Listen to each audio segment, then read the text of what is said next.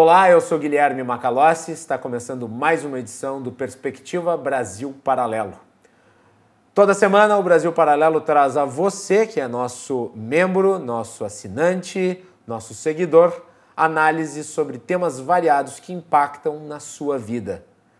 Aqui tratamos de assuntos culturais, assuntos jurídicos, assuntos econômicos, assuntos políticos.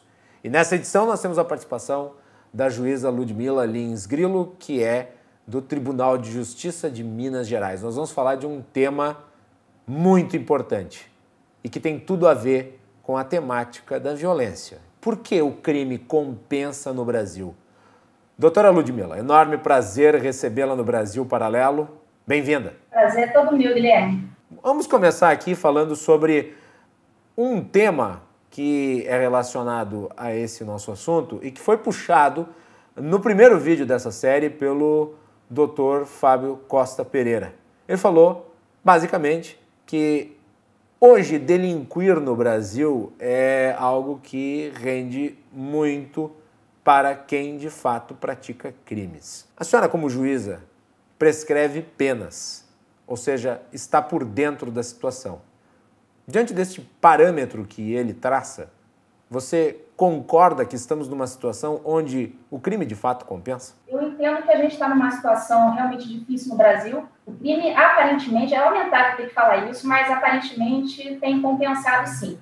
A gente tem aí até algumas disciplinas no direito, até o Dr. Fábio ele explica muito bem a respeito da análise econômica do crime, acredito que ele tenha falado sobre esse tema, que estuda mais ou menos a questão do custo-benefício do crime. O que se passa na cabeça do criminoso quando ele vai praticar aquele crime. Então, ele é obrigado a pesar os prós e os contras. Será que vale a pena eu praticar esse crime? Se eu for pego, o que vai acontecer comigo no final das contas? Se eu for pego e for processado e for condenado, essa pena vai ser de quanto? Vale a pena eu tentar isso ou vale a pena eu ficar na minha? E a conclusão que a gente chega hoje no Brasil é de que, de fato, as leis, como estão muito lenientes, o crime, aparentemente, na mentalidade do criminoso, o crime tem compensado, sim. A gente tem visto também não só um problema na seara legislativa, com leis muito, muito brandas, muito lenientes, mas a gente também tem visto uma grande leniência por parte do próprio Poder Judiciário. Então, o problema não é só no Poder Legislativo. O Judiciário também, na sua seara de competência, tem dado interpretações muito, muito brandas às leis brasileiras. A gente até tem leis que conseguiriam, digamos assim, dar conta do recado, mas, enfim, às vezes a lei até dá conta do recado, mas o Judiciário, na hora de aplicar a lei, acaba dando uma interpretação muito leniente. Isso é uma opção do Poder Judiciário? Quer dizer, a lei poderia ser interpretada de uma forma menos leniente, mais austera? A lei, na verdade, ela não consegue prever todos os casos possíveis, né? Porque há um livro que eu acredito estar sendo relançado nesse momento, que é Crime e Castigo, Reflexões Politicamente Incorretas. E o livro trata basicamente do laxismo penal, que é uma constante nas cátedras de direito e que, obviamente, em virtude disso, se transpõe para a seara da magistratura e do direito em geral. E me parece que, com base nesse tipo de filosofia de direito, que se aplicam as penas no Brasil. Não sei se é a mesma impressão que a senhora tem. Foi muito bom você ter tocado nesse assunto. Esse livro eu considero uma espécie de livro de cabeceira. Foi um livro que ficou aí mais de uma década, se não me engano, esgotado. Eu tive que ler esse livro com a mesma Xerox. Agora que eu vou ter oportunidade de comprar o livro, mesmo agora com o relançamento. Enfim, é um livro que traz verdades. Nesse livro surge a expressão laxismo penal, que você bem colocou, que é justamente essa leniência, essa frouxidão mesmo na aplicação da lei por parte do judiciário e também a frouxidão na hora de fabricar leis, que seria a função do Poder Legislativo. Doutora Ludmila, um dos temas recorrentes no debate público brasileiro é a questão da lei de execuções penais. E muitos dizem que a lei de execuções penais é muito pior do que o Código Penal ou o Código de Processo Penal. Eu gostaria que a senhora falasse um pouco sobre a lei de execuções penais e os efeitos que a aplicação dessa lei tem sobre a questão da criminalidade brasileira. Quem acha que a lei de execuções penais ela é pior, digamos assim, do que do que o Código Penal e o Código de Processo Penal, me parece que está falando uma verdade. Eu também tenho essa mesma impressão. O nosso Código Penal traz a tipificação dos crimes com as suas respectivas penas, ainda que a gente não concorde, acho que, de repente, uma pena é muito branda com um determinado crime, enfim, mas o Código Penal consegue atender isso razoavelmente. O nosso Código de Processo Penal também atende, tem talvez um excesso de recursos, tal, mas, enfim, consegue atender. Mas, realmente, a Lei de Execuções Penais, a LEP, ela seria uma espécie de campeã do laxismo penal, na minha opinião, no âmbito criminal. O que acontece na prática? Nós temos uma lei de execuções penais que prevê progressão de regime para a maioria dos crimes com o cumprimento de apenas 1/6 da pena. Para os crimes hediondos, isso aumenta um pouquinho, vai para 2/5, para quem é reincidente também aumenta um pouco, mas, enfim, a regra é de que a progressão de regime aconteça com 1/6. Isso, eu não tenho notícia de que isso aconteça em lugar nenhum do mundo. Eu acredito que isso seja só no Brasil. Eu, até hoje, não tive notícia. Acho que em Portugal, se não me engano, com a metade da pena, que acontece a primeira progressão. Enfim, então, eu realmente acho que não tem como isso dar certo. Digamos que o sujeito ele seja condenado a 6 anos de cadeia. Com 1 ano de cumprimento, ele já está no semiaberto, já está na rua. E dependendo de quem seja, dependendo do seu temperamento, ele vai praticar outros crimes. Inclusive, a gente vê muita reincidência. A gente tem processos de execução penal que a gente mal consegue manusear, porque eles são enormes, com vários volumes, que significa o quê?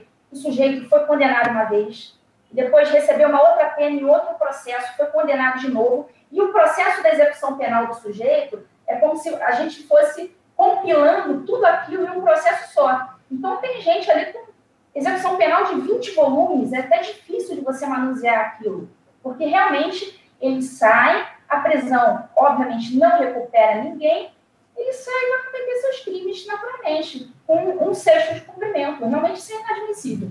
E motivado a delinquir novamente porque ele sabe que não cumprirá a pena. Eu acredito que na mentalidade do criminoso isso deva ser, sim, levado em consideração. É como se fosse uma equação. Ele vai pesar, vai botar ali na balança o que vale a pena para ele fazer. E como ele já viu que da primeira vez deu certo, eu fui pego, tudo bem, fui pego, cumpri só um pouquinho de pena para ele, aquilo ali está tranquilo, na análise do custo-benefício dele, aquilo ali está bom. Então ele faz de novo. Se acontecer de novo, ele já sabe como já viu que foi tranquilo, que superou bem, e vai repetindo, e vai repetindo, vai repetindo. É assustador, e aqui eu acho que cabe usar como exemplo, que episódios de crimes tão graves como, por exemplo, o assassinato dos Richthofen, tem atualmente todos os responsáveis pelo crime ou na rua ou em vias de ir para a rua, ou seja, deixar a prisão. E só para lembrar os nossos telespectadores, os nossos membros, os nossos seguidores, o casal von Richthofen foi morto num crime planejado e eles foram mortos a marretadas de metal na cama enquanto dormiam. E o crime foi planejado pela filha do casal, em conjunto ao namorado e ao irmão do namorado, o casal de irmãos Cravinhos. E os 3, se eu não me engano, progrediram para o regime semiaberto e alguns já estão completamente soltos. Eu imagino que no seu dia a dia a senhora deva ver outros tantos casos assim, né? Sim, vejo sim. E acho que um elemento muito importante... Em qualquer país civilizado, ao menos eles passariam o resto da vida na cadeia. Ah, certamente. Certamente. Dependendo do país, até eles nem viveriam mais, né? Poderiam até ser condenados à morte. Enfim, a gente tem outros elementos legislativos que acho que faz com que pese na decisão do criminoso praticar esse crime e reincidir, passar a vida reincidindo.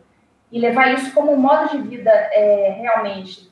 Um dos elementos que eu considero importantes na levada em consideração do criminoso é o fato de que no Brasil é proibido se portar armamento, em regra. Não sei se você tem o porte de arma, mas o criminoso, se coloca no lugar do criminoso. O criminoso, ele gostaria de que no Brasil as pessoas andassem armadas? Evidentemente que não.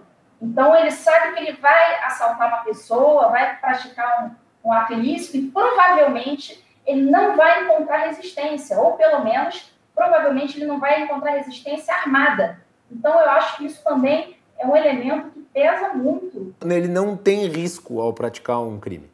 Ele sabe que não haverá reação. E, além disso, de não praticamente ninguém andar armado por aí, porque existe o Estatuto de Desarmamento, apesar de ter havido o plebiscito, enfim, parece que isso não foi levado em consideração, foi aprovado o Estatuto de Desarmamento mesmo assim.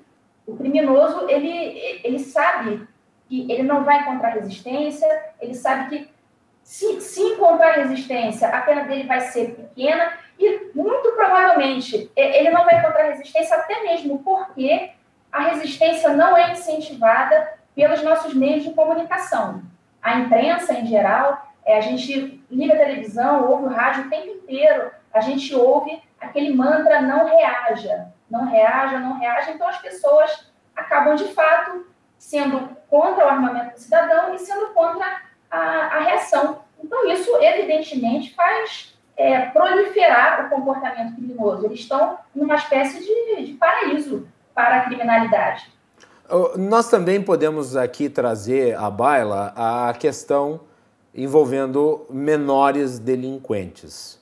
Houve muita discussão no passado recente no Congresso Nacional para que se diminuísse a maioridade penal. Por que ainda há tanta resistência em relação a isso e é ou não uma solução para a criminalidade, uma das soluções, a redução da maioridade penal? Porque atualmente os criminosos que têm entre 14 e 18 anos, eles estão numa espécie de limbo jurídico. Sim, eles estão no limbo jurídico, até porque existe, né, o Estatuto da Criança e do Adolescente, que é mais outra lei leniente no Brasil. Realmente é lamentável. O ECA, ele não prevê prisão, obviamente, para os menores, prevê no máximo uma pena, abre aspas, porque a gente não pode nem chamar de pena. O Estatuto da Criança e do Adolescente é cheio de eufemismos lamentáveis. Enfim, o máximo que ele prevê é uma internação de, no máximo, 3 anos. Ou seja, o garoto sabe que vai fazer o que quiser, vai ficar internado, não é nem preso, no presídio, não é nada, ele fica em uma instituição específica de menores, fica internado durante 3 anos no máximo e volta a delinquir. O ECA realmente é outra lei que realmente dá dó. É outra causa, eu acredito, de aumento da criminalidade, sim. E a gente vê o tempo inteiro traficantes passando drogas para os famosos aviãozinhos, geralmente menores de idade, e eles aceitam mesmo, é um dinheiro fácil que está vindo ali na mão deles, e os menores são usados, sim, por traficantes. Isso quando não, os menores mesmos são os traficantes principais, ou quando eles mesmos não estão aí praticando crimes patrimoniais, crimes violentos, até mesmo homicídios, crimes hediondos, verdadeiramente. Realmente o ECA não permite que o juiz faça muita coisa. O ECA nasceu com o intuito protetivo, preservar as crianças e adolescentes, e transformou eles, na realidade, em inimputáveis.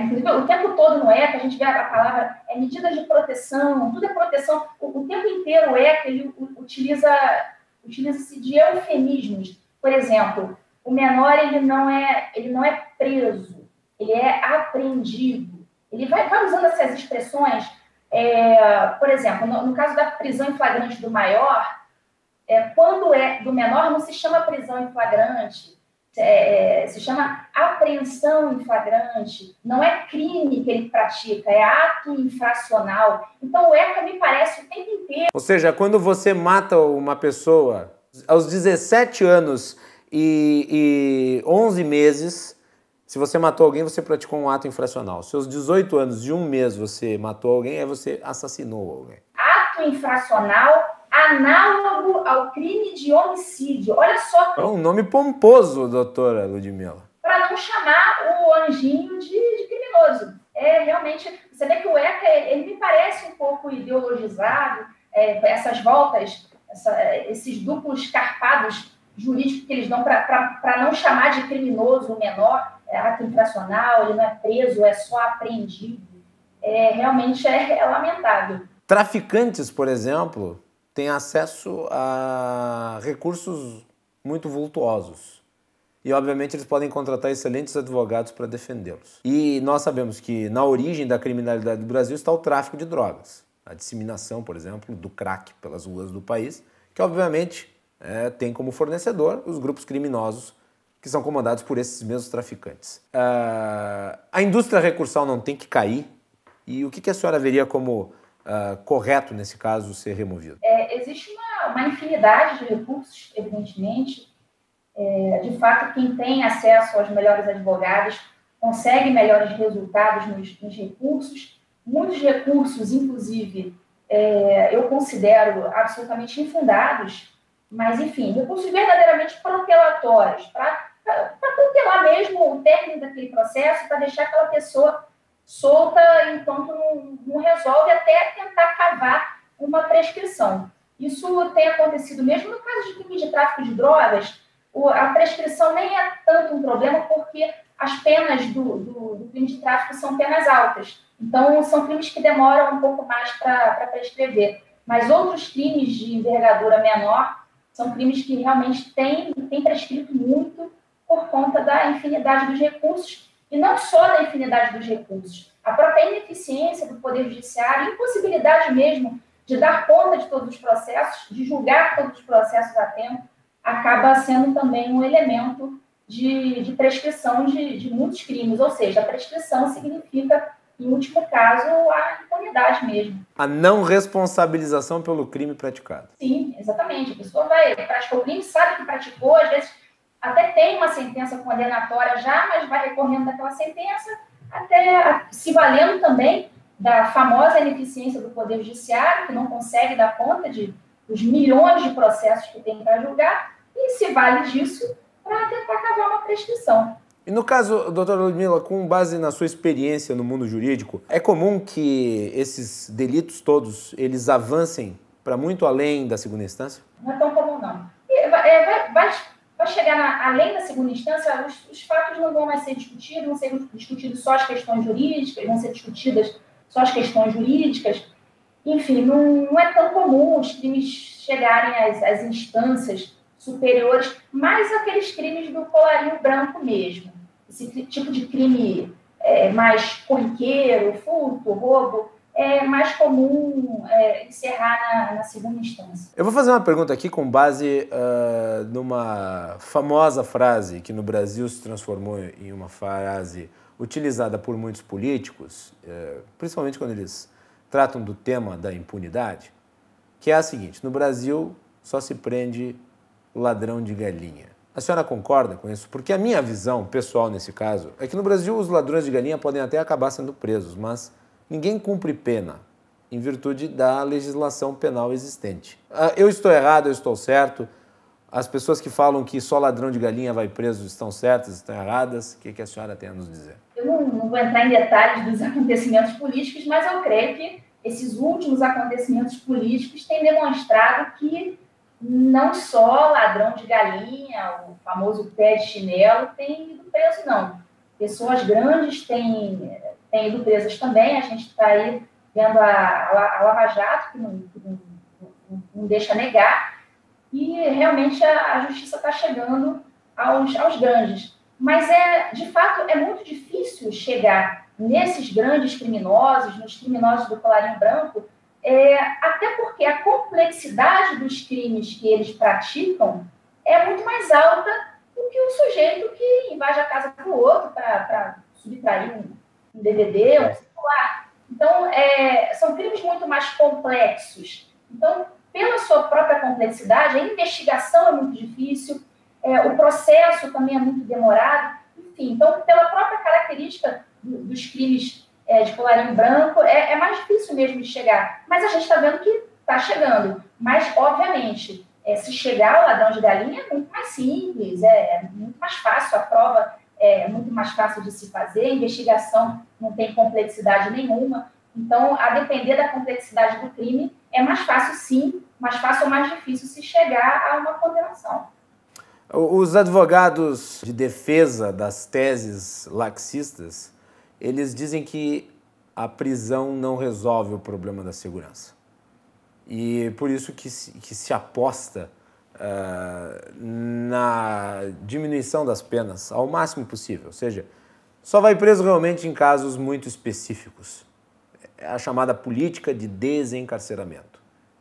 Quais são os efeitos dessa política e quais são os mitos relacionados ao tema? Essa questão de diminuir as penas ainda está sendo benevolente. A gente tem não só advogados, como até professores, doutrinadores, até mesmo juízes que defendem o próprio abolicionismo penal.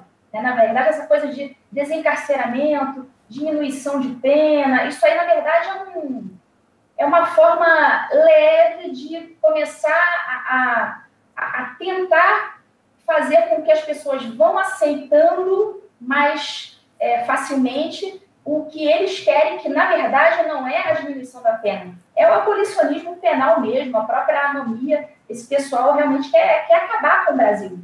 É isso que eles querem. O problema aqui me parece ser de ordem jurídica, e isso passa pelo Congresso Nacional, porque, afinal de contas, é ele que altera a legislação. Não está na hora dos parlamentares se juntarem para reformar os códigos todos que nós temos, que estão defasados, e as leis que tratam de execução penal no Brasil? Porque por mais que você interprete a lei de forma austera, você vai ter ali uma série de situações que muitas vezes vão lhe obrigar a decidir, digamos, até contra a sociedade. Muitas vezes os policiais, muitos com quem eu tenho relação de amizade, falam que eles cumprem o seu papel de prender, mas a justiça logo em seguida está soltando os criminosos. E às vezes os juízes até querem manter o criminoso preso, mas a lei os impede de fazê-lo. Como é que é esse contexto? Está havendo uma clara dissociação da lei ao mundo dos fatos. Me parece que a lei não está mais adequada ao que está realmente acontecendo, à realidade.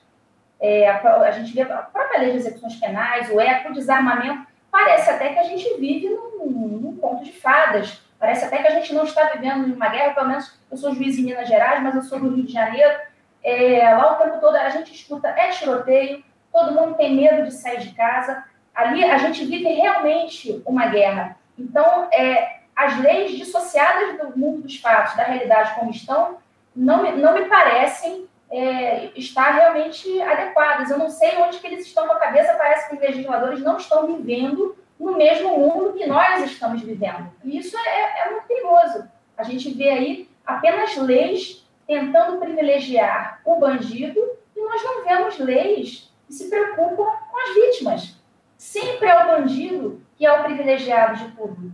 Então, as leis não estão adequadas à guerra que nós estamos vivendo. Está havendo uma verdadeira dissociação, né, do conteúdo das nossas leis com a realidade que nós vivemos. A senhora entende que essas leis, elas de alguma maneira foram escritas exatamente para que não ocorresse punição alguma? Bom, eu não posso arriscar se a finalidade última foi essa, ou se eles simplesmente foram influenciados por essa ideologia progressista que vem tomando conta da mídia, da sociedade, enfim. Eu não sei até que ponto eles foram influenciados ou se houve uma... Me parece um fato óbvio que parte dessa legislação foi escrita por quem anteriormente era perseguido político. E não sei se aqui foi o caso de se confundir deliberadamente autoridade com autoritarismo, para que qualquer autoridade fosse confundida com exceção no sentido de ditadura. Uma coisa que me parece clara hoje em dia, a gente está vendo aí pessoas do meio político sendo presas, pessoas influentes, me parece que não existe uma vontade realmente política de se endurecer as leis, até mesmo, talvez, seria uma omissão em causa própria, digamos assim. Nós temos muita gente do meio político sendo aí processada, respondendo processos criminais com sério risco de serem presas. Então, como é que eles vão legislar contra eles próprios? Obviamente, no Congresso inteiro, mas muitos ali, efetivamente, vão responder processo ou já estão respondendo, e não seria interessante para eles endurecer as leis que podem um dia ser aplicadas contra eles mesmos. Mesmo quando, eventualmente, essas leis sejam leis que busquem a segurança, no caso das vidas humanas, porque uma coisa são os crimes praticados contra o sistema financeiro, os crimes de administração pública, e outra coisa é o crime praticado contra a vida humana, ou seja, o roubo, o latrocínio, o assassinato, o homicídio, como lá se chame o tipo penal que eventualmente seja chamado aqui para exemplificar. Mas mesmo nesses casos... Nesses outros casos de crimes que eles não seriam punidos por conta deles, como homicídio, não vou matar ninguém, só vou roubar. Então, digamos, por que não aumenta a pena do homicídio, por que não aumenta a pena do tráfico, enfim. Aí eu acho que a gente está diante de uma outra questão, que é a questão a necessidade de cumprir uma pauta, de cumprir uma agenda, de sair bem na foto. Hoje em dia, com a mídia toda progressista, botando na cabeça de todo mundo que a prisão não resolve, de que o bandido é legal, é só um desfavorecido pela sociedade, na verdade, existe até filósofos dizendo que existe até uma lógica no assalto, não sei se você chegou a acompanhar, mas... Sim, infelizmente. Eles não vão fazer grandes esforços para embrutecer a lei, mesmo que seja uma lei que não vá desfavorecê-los no futuro, porque talvez eles fiquem mal na foto. Porque o bonito na foto hoje é você defender o bandido que seria o desfavorecido, seria a vítima da sociedade, todos esses chavões que o tempo inteiro a gente fica escutando na imprensa, na mídia, a gente está submetido o tempo todo a isso. Então, não sei se o custo político de defender o endurecimento de uma lei poderia atrapalhá-los futuramente numa reeleição, se eles poderiam ser vistos... Mas tu acha, doutora Ludmila, mesmo com o posicionamento conservador da população em relação a questões e temas relacionados à segurança, a senhora acha que esses grupos de pressão que são muito bem representados na mídia, eles acabam tendo um papel mais decisivo na opinião dos parlamentares do que o da população em geral? Pois é, eu não sei até que ponto isso poderia influenciar tanto, mas eu considero que seria um fator importante. Não sei se seria tão decisivo, não me meteria a fazer essa análise, não. Mas eu acho que isso é um fator importante, até no seio do parlamento. Isso seria, talvez, uma fonte de acusações por parte dos outros e assassinato de reputações. Eu não sei se eles estariam dispostos a arcar com esse custo. No próprio seio social, saindo do parlamento, a sociedade, quando a gente defende essas ideias, a gente já é visto um pouco de soslaio, as pessoas desconfiam, enfim, o tempo todo a gente é submetido a essas ideias progressistas. Tem até uma expressão... Ou seja, a pessoa é vista, a pessoa que defende uma punição maior, já é enquadrada como aquela que quer bandido bom é bandido morto ou que defende a lei de talhão. É isso. Criaram um estereótipo, até a palavra fascista, que todo mundo sabe o que significou o fascismo, mas já modificaram o sentido da linguagem, virou um mero xingamento. Enfim, no seio social existe o chamado medo do isolamento. Na década de 70, até uma filósofa alemã chamada, eu até anotei o nome dela, achava que eu ia citá-la, Elisabeth Noelle Neumann. Ela criou uma expressão chamada espiral do silêncio. E essa espiral do silêncio seria justamente o massacre dessas ideias faz com que quem defenda as ideias contrárias acabe ficando isolado. E a pessoa, todo mundo tem medo do isolamento, em regra as pessoas têm medo do isolamento social. As pessoas gostam de serem acolhidas no seio social, de serem queridas. Então, defender certas ideias significaria o isolamento social e as pessoas acabam ficando com medo e não as defendem. E no seio do parlamento também acontece essa espiral do silêncio, a meu ver, talvez não pelos mesmos motivos do medo do isolamento social, mas talvez o medo do isolamento político. Muito bem. Doutora Ludmila, eu gostaria de lhe agradecer enfaticamente a sua participação aqui no Brasil Paralelo e eu lhe deixo com a última palavra. Bom, eu que agradeço, muito honrada aqui pelo convite, pela confiança. Espero que tenha sido produtivo aqui o bate-papo e parabenizar também o pessoal do Brasil Paralelo de estar dando essa oportunidade de estarmos tendo direito ao contraditório, digamos assim. Coisa que nunca houve, sempre as mesmas palavras, as mesmas ONGs, os mesmos juristas que falam na imprensa e vocês estão dando a oportunidade do outro lado apresentar também a sua versão. Então, vocês estão de parabéns também por conta disso. Nós que agradecemos a sua participação aqui. Muito bem, e este foi mais um Perspectiva Brasil Paralelo. Lembrando a você que é nosso membro, nosso seguidor, nosso telespectador, que o conteúdo do programa Perspectiva Brasil Paralelo é disponibilizado sempre às terças e quintas-feiras em nossos canais. Nas terças-feiras, o conteúdo é exclusivo para membros. Nas quintas-feiras, aberto para o público em geral. Então, nós nos vemos na próxima edição. Até mais!